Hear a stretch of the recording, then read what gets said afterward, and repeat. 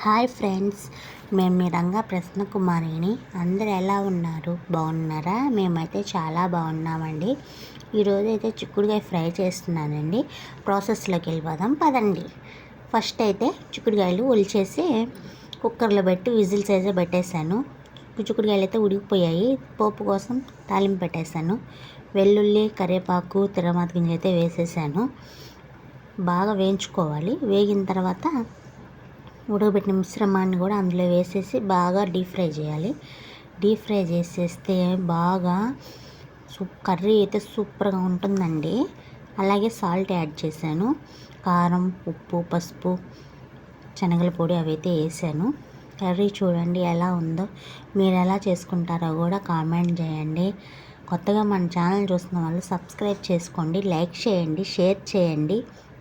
చూడండి కర్రీ ఎంత కలర్ఫుల్గా కనిపిస్తుందో చూడండి ఒకసారి. కర్రీ అయితే చాలా బాగుందంటే అదిరిపోయింది కర్రీ. మీరు ఎప్పుడు తినండ్రు, అలా చేశాను నేను. ఒకసారి ట్రై చేసి ఎలా వచ్చిందో కామెంట్ బాక్స్లో కామెంట్ చేయండి. ఓకేనా ఫ్రెండ్స్? బాయ్ అండి.